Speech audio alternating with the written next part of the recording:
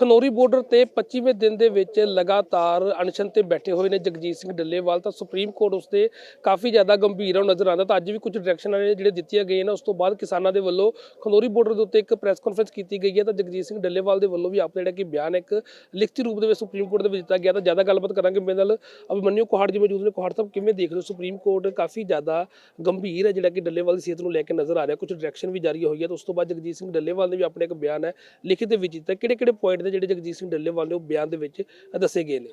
देखिए, उनका मुख्य तौर पे ये कहना है कि पहले तो सिर्फ किसान और खेती और मजदूर ही एमएसपी गारंटी कानून की मांग कर रहे थे, लेकिन अब तो 3 दिन पहले जो संसद की जो परमानेंट कमेटी है एग्रीकल्चर के ऊपर, जिसमें सभी पार्टियों के सांसद हैं, टोटल 31 सांसद हैं, उसने भी अपनी रिपोर्ट में volume 1 page number 54 point number 7 में कह दिया कि एमएसपी गारंटी कानून बनाया जाना चाहिए।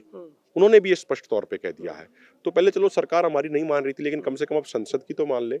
माननीय प्रधानमंत्री जी जब 2014 में प्रधानमंत्री बने थे तो संसद में प्रवेश करने से पहले वो दंडवत प्रणाम किया था सीढ़ी पे और कहा था ये मेरे लिए मंदिर समान है, ये लोकतंत्र की आत्मा है, मैं इसका सम्मान करता हूँ।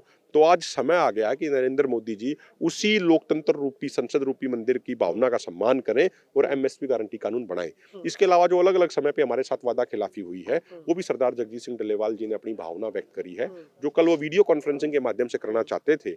अपनी नाजुक हालत होने के बावजूद वो उस वीडियो कॉन्फ्रेंसिंग में जुड़े, लेकिन उसके बावजूद उनको अपनी बात रखने का समय नहीं दिया गया। तो ये सारी चीजें थी। और देखिए, जहां तक शिफ्ट करने का सवाल है, सरदार जगजीत सिंह डल्लेवाल जी का फैसला स्पष्ट है। वो जिस कुर्बानी के रास्ते पे चल पड़े हैं, उनकी उस यात्रा का आज 25वां दिन है। तो उन्होंने स्पष्ट कर दिया कि इसकी 2 ही मंजिल है, या तो एमएसपी कानून बनेगा या फिर वो अपने प्राण यहीं त्यागेंगे, उनकी शहादत, उनकी कुर्बानी यहीं होगी। अगर प्रशासन की तरफ से जबरदस्ती की गई, जैसे पहले भी की गई थी, तो उसको लुधियाना में लेके गया गया डीएमसी, तो किसानों की आपकी दोनों फोरमों की क्या रणनीति रहेगी? कि मैंने स्पष्ट किया कि हमने स्पष्ट है हमारी बात कि भाई अगर कोई जोर जबरदस्ती करने का प्रयास किया जाएगा तो उनको किसानों की लाशों के ऊपर से फोर्स से गुजरना पड़ेगा। उससे पहले सरदार जगजीत सिंह डल्लेवाल जी के पास तक किसी को नहीं जाने दिया। आज शाम को भी आपको दोनों फोरमों की मीटिंग है, तो उसमें क्या एजेंडा रहने वाला और है? नॉर्मल हम आपस में विचार चर्चा करते हैं, जो दोनों मोर्चों पे जो हालात हैं उसको लेके हम आपस में विचार चर्चा करते हैं। तो एक नॉर्मल प्रोसेस है, उसमें विचार चर्चा करके अगली रणनीति बनाएंगे। पिछले काफी दिन पहले देखने को मिला का मोर्चे में काफी ज्यादा लोग कम हो रहे थे, किसान कम हो रहे थे, लेकिन जब से डल्लेवाल साहब ने अनशन शुरू किया उसके बाद मोर्चे में नहीं जान पड़ रही है। तो बहुत सारे सिंगर भी है, और जो काफी लोगों के मन में एक जहन में एक बात है कि जो किसान लीडर थे, जो पहले इकट्ठे थे, जो पहले दोनों अब इकट्ठे क्यों नहीं, एक दूसरे के ऊपर बयानबाजी क्यों करें? आप एक मंच में इकट्ठे क्यों नहीं हो रहे? जो बयानबाजी कर रहे हैं, मुझे लगता है कि आप ये सवाल उन्हीं से पूछेंगे तो ज्यादा बेहतर रहेगा। देश का किसान यहाँ एकजुट हो रहा है, तमाम राज्यों से किसान आ रहे हैं, और हमारी पूरी फोकस जो है, हमारी पूरी एनर्जी है, वो सरदार जगजीत सिंह डल्लेवाल जी की सेहत के बारे में लगी हुई है और इस मोर्चे को जीतने के बारे में लगी हुई है। जवाब हम भी बहुत कुछ दे सकते हैं, लेकिन अभी हम किसी का कोई जवाब नहीं देना चाहते। हम बड़े सत्कार के साथ ये कहते हैं, जो भी यहाँ आ रहा है हम उनका सम्मान करते हैं, पूरी इज्जत करते हैं, पूरा स्वागत करते हैं।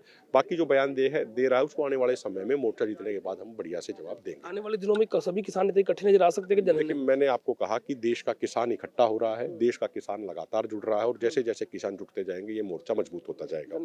ਸੋ ਬਿਲਕੁਲ ਇਹ ਸਨ ਅਭਿਮਨਿਊ ਕੁਹਾੜ, ਜਿਨ੍ਹਾਂ ਦੇ ਵੱਲੋਂ ਇੱਕ ਵੱਡਾ ਬਿਆਨ ਦਿੱਤਾ ਗਿਆ ਹੈ ਕਿ ਜਗਜੀਤ ਸਿੰਘ ਡੱਲੇਵਾਲ ਤੋਂ ਜਿੱਥੇ ਰੱਖਿਆ ਗਿਆ ਉਸੇ ਹੀ ਜਗ੍ਹਾ ਤੇ ਰਹਿਣਗੇ। ਲਗਾਤਾਰ ਅਨਸ਼ਨ ਹੈ ਜਿਹੜਾ ਉਹਨਾਂ ਦੇ ਵੱਲੋਂ ਜਾਰੀ ਹੈ। ਜੇਕਰ ਪ੍ਰਸ਼ਾਸਨ ਦੇ ਵੱਲੋਂ ਜ਼ਬਰਦਸਤੀ ਕੀਤੀ ਗਈ ਤਾਂ ਉਹਨਾਂ ਨੂੰ ਸਾਡੀਆਂ ਲਾਸ਼ਾਂ ਦੇ ਉੱਤੋਂ ਦੀ ਲੰਘ ਕੇ ਜਿਹੜਾ ਕਿ ਡੱਲੇਵਾਲ ਤੱਕ ਪਹੁੰਚਣਾ ਪਵੇਗਾ। ਕੈਮਰਾ ਪਰਸਨ ਸਲਮਾਨ ਦੇ ਨਾਲ ਹਿੰਮਤ ਸਿੰਘ, ਦੀਪਾਲ, ਦੈਨਿਕ ਸਵੇਰਾ, ਖਨੌਰੀ ਬਾਰਡਰ।